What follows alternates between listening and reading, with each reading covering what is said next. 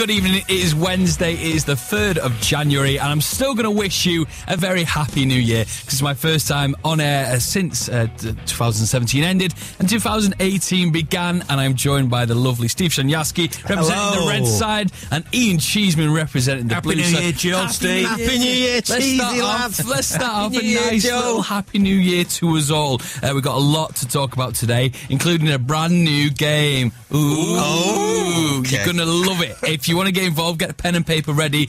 In about 15 minutes, you can get involved in that. Some stuff that we're going to be talking about today, and we always want your opinions on it. 0345 111 7625. Is the Premier League now boring? That is a question circling social media, so let's address it on the Football Social. Who's circling this? Is it? Ian, you'll get your moment. Is Manchester City making the Premier League boring? We also want to know about the worst striker you've ever seen. This is after Shane Long ended his goal drought of 325 days without a goal.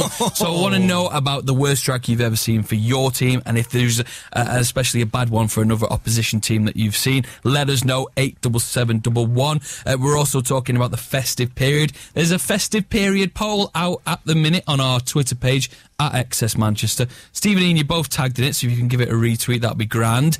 Do you think there should be about what we're asking you about the festive games? And you've got 3 options. Do you think the 1 should be a winter break? 2, we should lose 1 or 2 games from the festive period?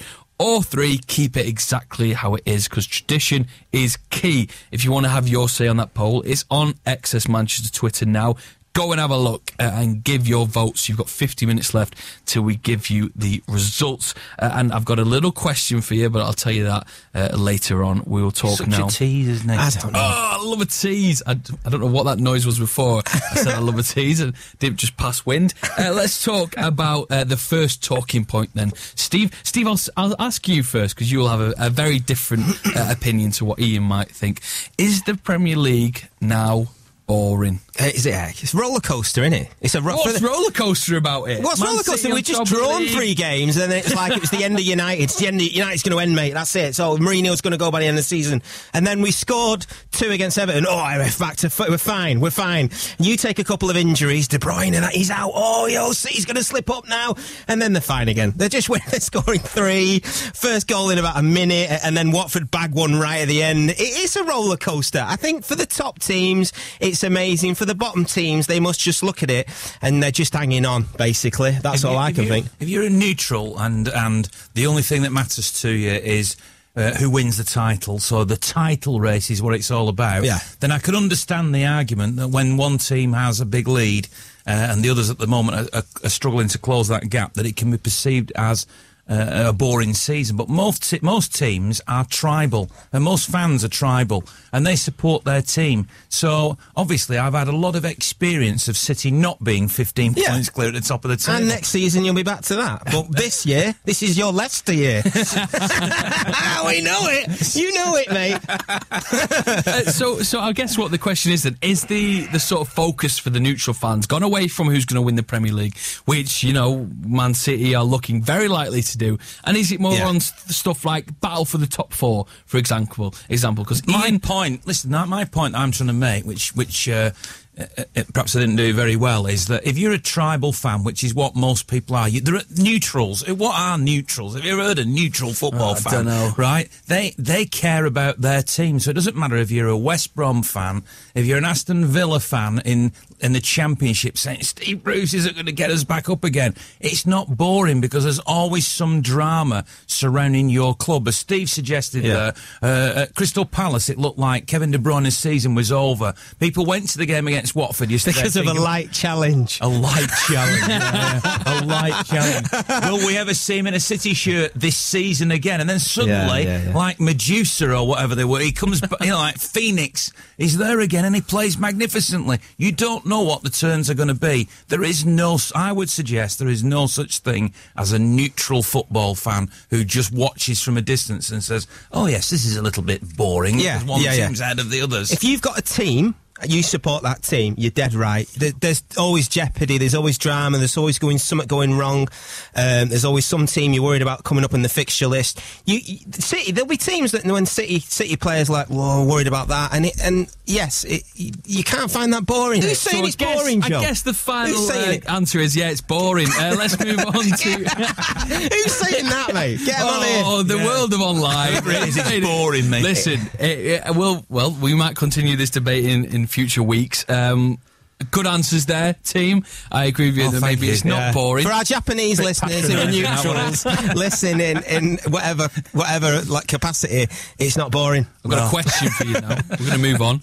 I've got a question for you. Right, the top 10 January transfers in UK football, in sort of the most expensive, starting from number 1, which I can tell you has happened this January transfer, with the signing of Van Dijk going to Liverpool for 75 million. That sits at number 1. Yep. In the top 10 January transfers, United and City both have one in the top 10. Someone they've signed. Okay? Now, what I want you two to do, and the listeners at home, is to tell me who that signing is. You want me to not now, at the back end of the show. Not now! So, who is that signing that United made and that City made? They are in the top 10 of the most expensive January transfers. Let us know by texting us 87711, getting your answers nice and early. I think the United one's easier than the City one. The City one's a bit tricky. I wonder if you can guess it. 87711. Oh, you got worried now. I don't think I'm right. I think I remember the United one from last January. No guessing. I mean, no Googling. Guess away. I've not even got my phone here. The festive time. Have we got time? We've started to tape the radio shows so you can watch it online because you're so obsessed. But what I can say is this is going to be the most bizarre show because what's been amusing me all the way through I haven't got anything cheesy. In my hand. It's been like almost hugging some duct tape. I don't know where he got it from. Steve's going about. We are filming this football and for social. some reason he's been nursing this big roll of duct tape all the way through the opening 10 minutes. You'll be able to watch Ian Cheeseman nursing the duct tape tomorrow when this episode goes online on YouTube. You'll be able to watch it. Right, now let's speak about the festive period, Steve, because we've not seen you for a couple of weeks now. Many games have happened during that time. United drawing a couple, winning against Everton. But the question is, over the festive period, how do you think they should... how should it go in the future years? Should there be a winter break, which the many teams in Europe have, many leagues in Europe have? Should they lose one or two games? We're not in Europe anymore. Or should we keep it exactly as we are doing now? A comment from Dazboot on Twitter says, I rate we should... Dazboot? Is that a film? Is that a film? No, underwater. How does he get signal underwater? He says I should bring back the orange ball and make them play in the snow. It's always the new managers that moan if they don't like it and getting paid £300,000 a week. They should go work for someone else. Steve, the festive fixtures, what do you make of it? It felt this year like there was just one too many. I think the New Year's Day one, or the one in between, the 27th, 28th. I agree. Ours was 27th, yours was 28th. I think that one felt like it was one too many. The players have got families. Do you know what? Come on, it's Christmas for everyone. Everyone wants a bit of a break, bit of family time. United had done so disastrously in the build-up that we were training on Christmas Day. And they looked miserable on the 27th, United. They looked absolutely dejected. They didn't play well. That was the 0-0 with Southampton, wasn't it? That was it looked awful. And it looked like it showed that they didn't want to be there. Steve, United played on the 26th. The Southampton was on the 30th. But I agree with you in principle.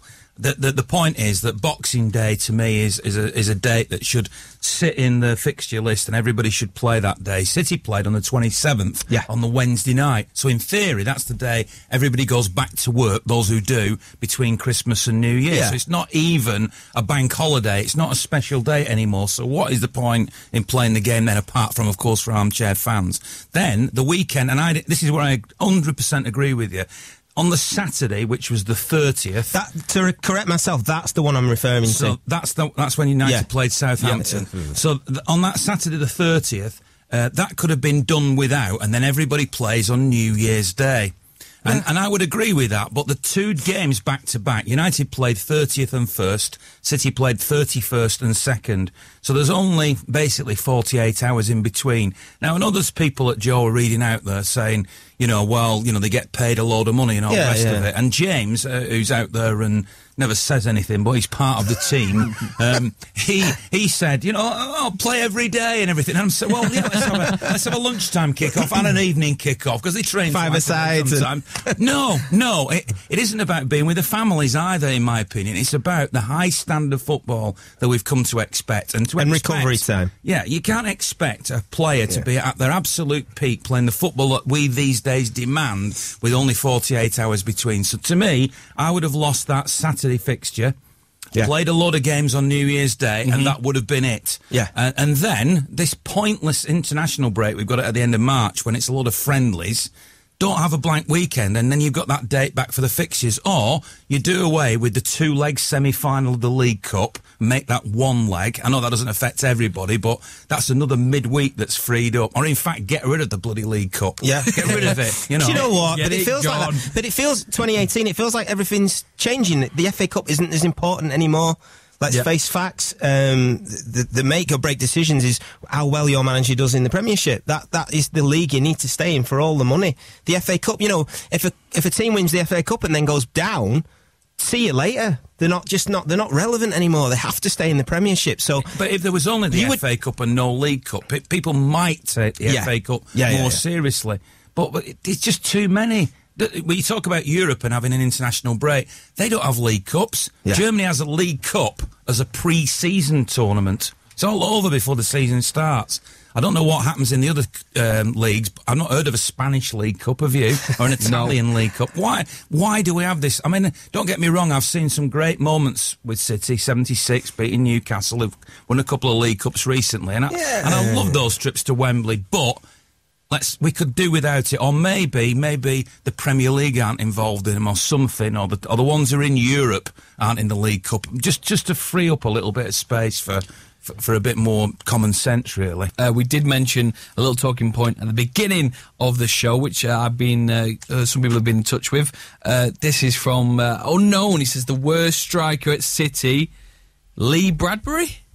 Yeah, his nickname was Lee Badby. Lee Badby. Now, I'll tell you what this is all about. Shane Long ended his goal drought, 325 days without a goal. He scored last night. No, did he score? He scored for Southampton, meaning that he's back on the score sheet, meaning that he's no longer got the goal drought. But I wanted to discuss the worst strikers you've ever seen for your club. Someone who just couldn't get that goal. So Lee Bradbury is this... good shout. It's a good shout. I mean, I've met Lee Bradbury, and the trouble is, when you meet people and you realise what nice people they are, you don't want to sort of slag them off, really. And I've been fortunate to meet so many City players down the years that I'm very reluctant to have a go at anybody. I'm not even going to have a go at Lee Bradbury, but I do remember him coming in, big money signing at the time, scored a hat-trick in a pre-season friendly away at Burnley. And I remember reporting on the game and thinking, wow, what a...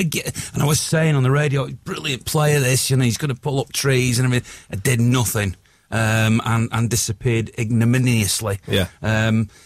Obviously, the one the City fans sing, and City fans have this self-deprecating sense of humour, as you know, which will develop now with United as they're going at the moment, honestly. And you being a comedian, Steve, you will be at the forefront of that, sure.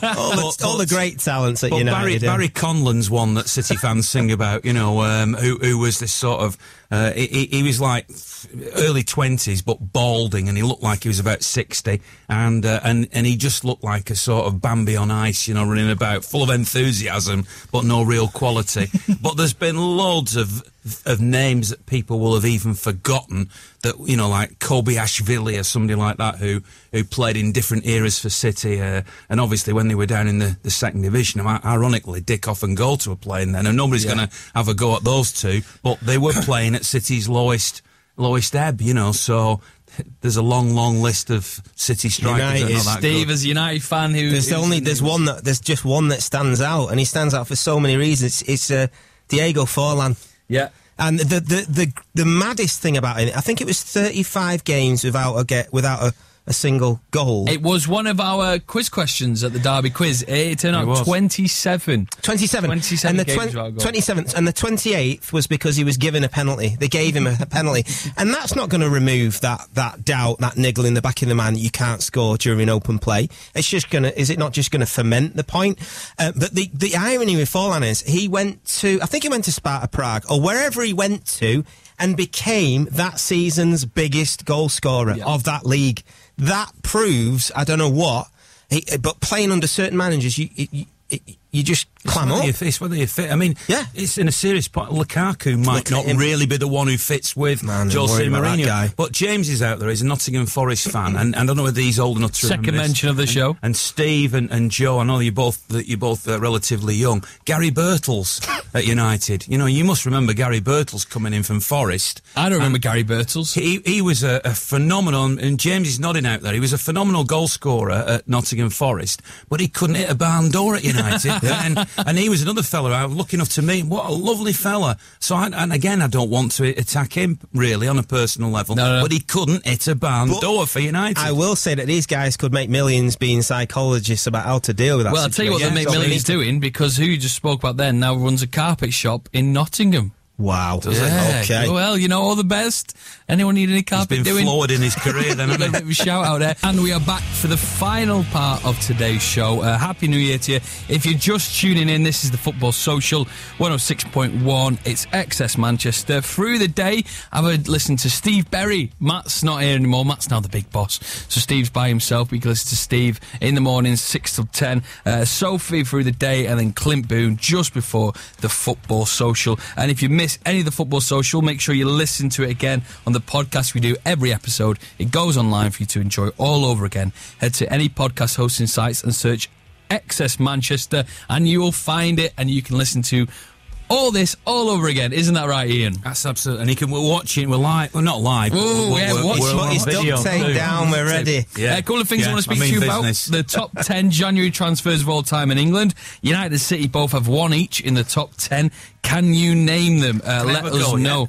Not yet. No. Back end of the show. I'll tell you, someone has got them right. Sutty's got it right, the United one, but hasn't given me the City one. And it's time for our favourite feature of the whole show. Joel's anyway. Pardon? Right, this is called Sheffield Wednesday. It's brilliant. I can really hear our soundproof booth now. Sheffield Wednesday is very simple. I give you a letter from the alphabet, and you've got to name as many ... This week, it is football players. In the top division in the Premier League. Liga. Okay, so no messing them out here. Players in the Premier League. Current players. Surnames or first surnames, please. I'm going to take surnames for you. Okay, so what we're going to do, we normally have 2 different letters, but we're going to make it a bit different this time. Okay. You're both going to be answering. This is to help Steve. This is to help Steve. You're all going to be answering from the same letter, which means one of you mustn't be listening to what that letter is. One of you must go in our soundproof booth. I'm going in. Ian Cheeseman is going in. Ian, what are you listening to? I'm listening to a bit of ABBA. Let's have a listen. Knowing me, knowing you. Right, you go in there. You can't hear me. I'm in. You can't hear me, can you? No, you can't hear anything. Okay, so you know what the drill. He's a legend at lip reading, though. That's why they all cover. He's the reason why footballers cover their lips during the games. He's a legend, mate. I'm going to give you the letter. Okay. You're going to go.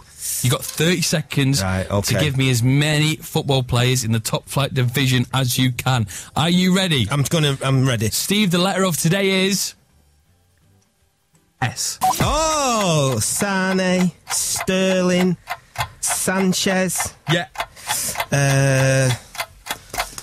Come on, brain, don't do this to me again. You can do it, Steve. Sigerson. Come on, someone for United. Come on, Warren Brett. Oh, I've got it when it does this. 10 seconds left. Let me think. I was going to say Suarez, but there's no chance he's in the league anymore.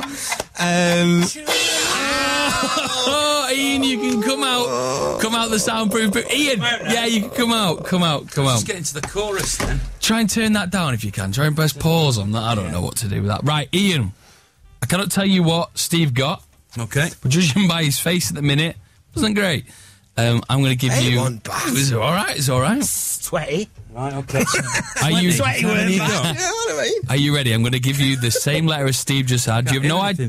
Hang on, I've picked the wrong headphones on. Here we go. He's all flustered now. Now, Ian, you've no idea what the letter is, do you? No idea. Knowing me, knowing you, that's all I know. As soon as I tell you, you're away. The letter of today is S. S. Shevchenko. Oh, no. Is it going to be current ones? Yeah, current ones. Right. Silver. Yes. 2 silvers. Bernardo and David. Oh, no! Straight away, I'm like, let's see.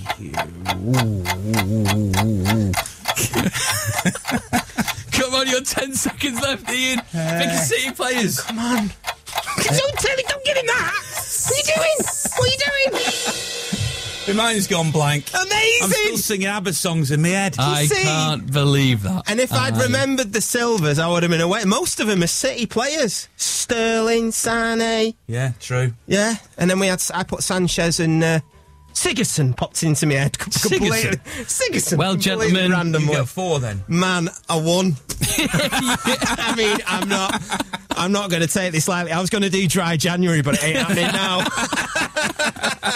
Gentlemen, there'll be another episode of Sheffield Wednesday next week. Ian, 1 point for you today, 1 point for Steve as well. Excellent. A nice draw to kick off 2018. XS Manchester.